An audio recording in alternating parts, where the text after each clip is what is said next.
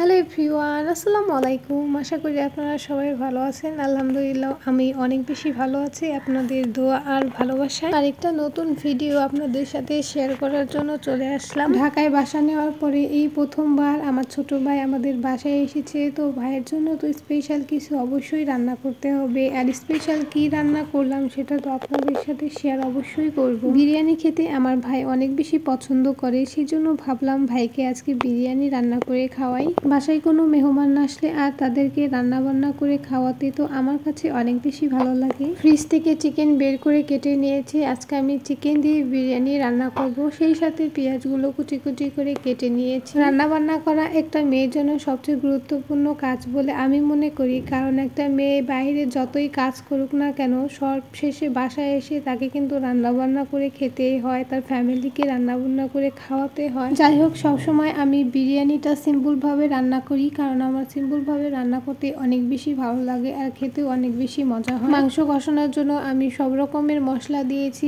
এখন মশলাটা ভালোভাবে কষিয়ে নেব। এখন দিয়ে দিচ্ছি রাঁধুনির বিরিয়ানি মশলাটা। বিরিয়ানির মশলাটা অনেকে মাংস কষানো শেষের দিকে ব্যবহার করে থাকে, কিন্তু আমি বিরিয়ানির মশলাটা আগেই দিয়ে দিই। মশলাটা ভালোভাবে কষিয়ে এখন আমি মাংসগুলো দিয়ে দিচ্ছি। মাংসটা ভালোভাবে কষিয়ে নেব। বিরিয়ানি খেতে আমি তো অনেক বেশি পছন্দ করি। আপনারা বিরিয়ানি খেতে কে কে বেশি পছন্দ করেন অবশ্যই কিন্তু কমেন্ট করে জানাবেন। বিরিয়ানিতে আলু খেতে আমার হাজবেন্ড তো অনেক বেশি পছন্দ করে। বাসায় ছিল নতুন আলু, ভাবলাম এই নতুন আলুগুলো দিয়ে আজকে আমি বিরিয়ানিটা রান্না করি। এরপরে আমি একটু টমেটো সস আর টক দই দিয়ে দিলাম। বাসায় টক দই ছিল না, এই জন্য দুধের মধ্যে একটু লেবু দিয়ে আমি টক দই বানিয়ে নিয়েছি, আর এইটাই এখন আমি দিয়ে দিলাম। কখনো যদি বাসায় টক দই না থাকে তাহলে আপনারাও এইভাবে বানিয়ে ব্যবহার করতে পারেন। মাংস কষাতে কষাতে ওইদিকে আমি চালগুলো ভালোভাবে ধুয়ে নিচ্ছিলাম। চাল ধোয়ার সময় আমি ওইদিকে আমার ভাইয়ের সাথে কথা বলতেছিলাম, যেহেতু অনেকদিন পরে আমাদের দেখা হয়েছে। যদিও আমার ভাইও ঢাকাতেই থাকে, ও মিরপুরের ওইদিকে থাকে, ওইখানে পড়াশোনা করে, ব্যস্ততার কারণে খুব একটা বেশি আসতে পারে না। যাই হোক, চালগুলো এখন আমি দিয়ে দিয়েছি, হালকা করে একটু কষিয়ে নেব।